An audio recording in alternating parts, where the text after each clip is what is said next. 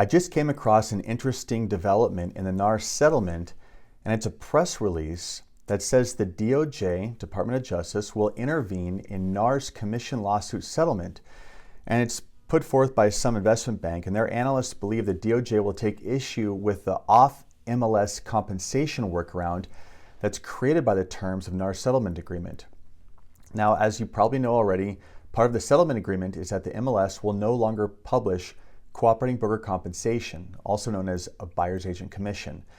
And that change is slated to go into effect July 15th. Of course, that's tentative, and everything's to be determined at this time.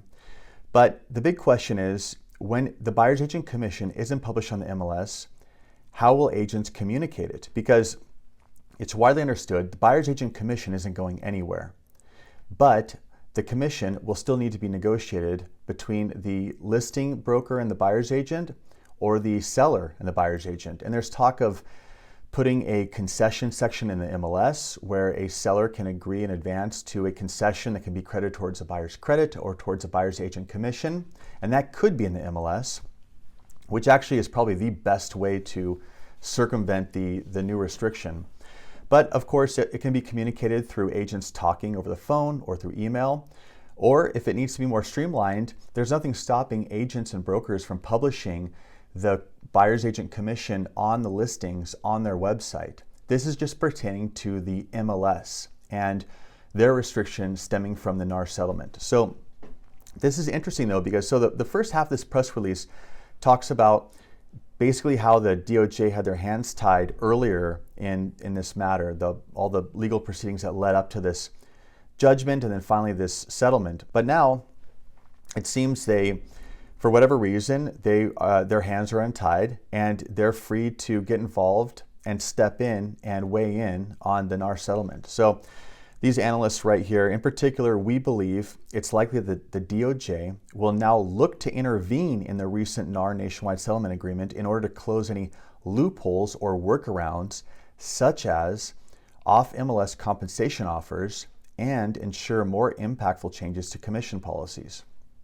Now, of course, I'm just wondering, because when I think about how agents are bound by this the restriction, the ban of the commission on the MLS and the usage of a buyer representation agreement. Those are the two big changes coming from the NAR settlement. Well, they only extend to real estate agents that are members of NAR and MLSs that are NAR affiliated. So a real estate agent that's licensed by the state, they effectively have to opt in to this judgment. They're opting into these restrictions by becoming a member of NAR or their respective MLS. So agents are opting in. So one way this could extend to agents is, what if the DOJ or somehow the settlement was amended or changed so that if you're a realtor, if you're a member, then you as a member can't even publish the MLS on your personal website, your personal agent website, or your broker's website. Either way, it's your membership. That's the leverage they have to impose their sorts of restrictions on agents, because an agent that's not a member doesn't face the same restriction. So I'll go on here. The loophole that stands out to the analysts is the off-MLS compensation workaround, which has been widely discussed in the real estate industry. Under the terms of NAR settlement agreement, set to go in effect mid-July, real estate agents and brokers are no longer allowed to make offers of cooperative compensation on the MLS. However, they may make those offers elsewhere, including on personal agent websites. That's what we're talking about. In theory, you could have a third-party website that's dedicated exclusively to cooperating broker compensation.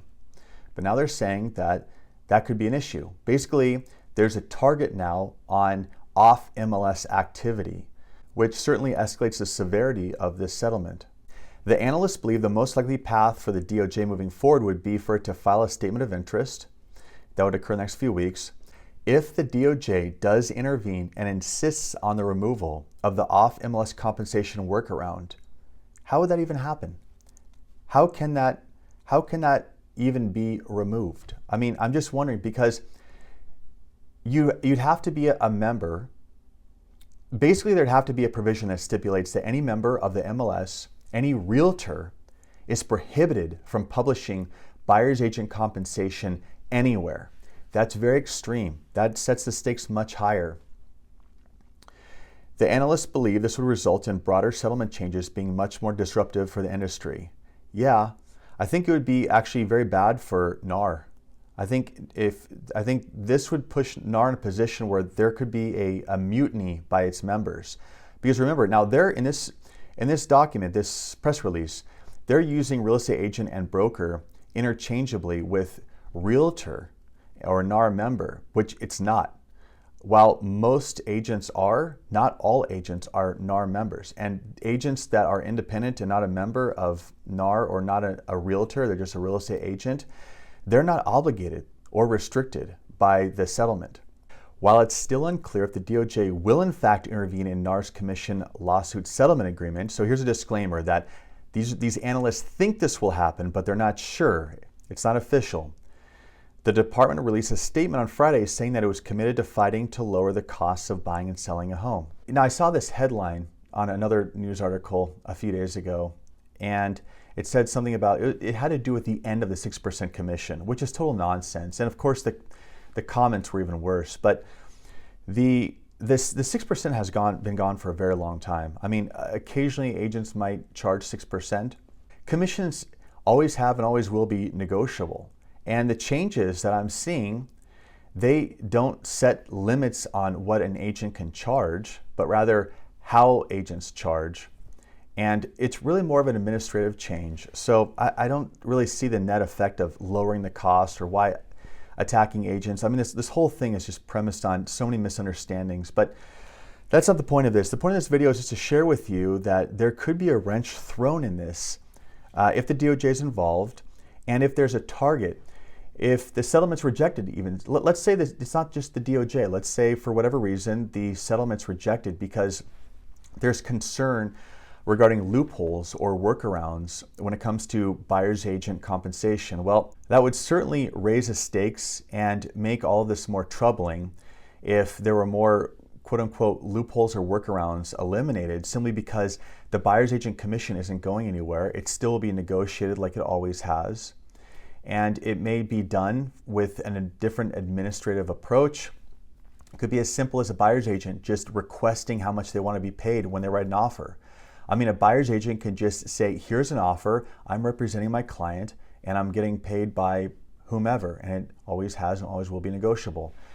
So buyer's agent commission not going anywhere, how it's requested and how it's communicated, it sounds like they're coming down on that, and hopefully there aren't any more restrictions passed on, because really I don't think it'll have a net monetary effect in the end, but it will have an administrative headache effect, more paperwork, as if we don't have enough already.